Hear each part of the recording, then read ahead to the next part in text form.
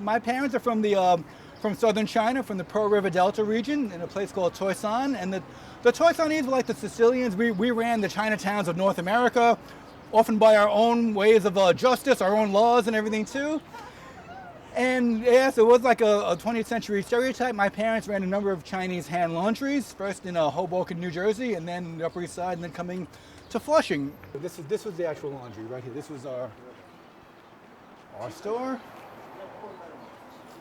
Yes, every day I would come in here after school. This was our store here.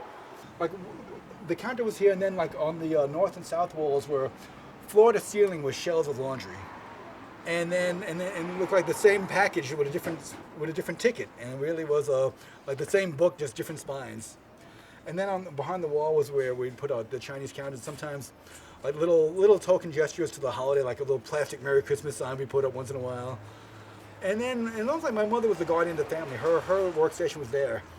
And then on the other side was there would be two long tables. One was a hard table for paperwork, and one was a soft table, still for a little bit of ironing and wrapping. I'm the youngest of 5, so I'm the only one who grew up in an actual home outside of the laundry. For the rest of my siblings, home was the back room where the kitchen was. And so in the back room was like, all you could call it was like the urban equivalent of a log cabin. Like every morning they'd open up, they'd have to run the water for a good 5 minutes before it would turn clear. Every color of the rainbow would come out but clear for 5 minutes. And it was like the old style heater. It would take a long time to light up, and like a few doors in, a few feet in was a counter. And my father sat behind that counter, and he was like the front line. He would interact with everyone. But at least once a week, you'd always have people with too much time on their hands or too little knowledge in their heads, opening the door and saying very unflattering things to the family. Opening the door and screaming like, Chinky Cho, go home. Charlie, do you speak English? All these things and everything. And my father, he learned to take it, but my mother would just shriek back at them in our native Toisan Cantonese, which is like, a really, Cantonese is a very brittle language, and even cursing, they didn't quite know what she was saying. She was saying all sorts of things like, Mo yung lo fan, kasi ben. They're so stupid they could step on feces and it would not bend. My parents had an arranged marriage too, so imagine in the touchy-feely, promiscuous 60s and 70s, we felt like we were from a different planet.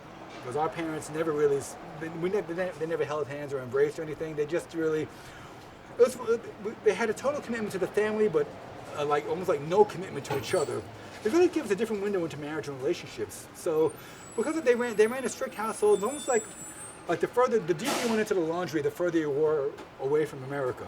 So all the diversity was here, but then further back there was less Chinese. There was more Chinese spoken, and then we would always go to Chinatown every Sunday, and they would load up on groceries, and they would make all these great meals that I love now that they make us go ew. They would like steam fish on top of the rice and make bok choy, and I was like ew, I want a hamburger or something like that. So they would cook in the back, and I remember thinking, oh, this fish really smells. It's awful. This is the worst meal ever. Would you rather have a Happy Meal or something at McDonald's? It was a half joke with some of my friends too, saying the Chinese hand laundries were being wiped out by my Jewish friends whose families had the dry cleaners. So it's like the Chinese hand laundries versus the Jewish dry cleaners in the neighborhood. So that was like the next generation of immigrant businesses were already here. In the middle of the laundry was this big ironing machine that became like a big desk by the time I came around, because they would, even though it was called a hand laundry like most of America, but in the 60s and 70s people were doing a lot less with their hands. And this what was the central machine, like for the laundries in the 50s, became like a big table for us. It was hardly ever opened anymore. And it was just interesting to see what was going on. It's like, wow, we're hand laundry, but yet if people wanted things really washed by hand, they had to pay extra. So that was I think that's where handmade things went in America too. So I call it the most automated part of the history of our laundry.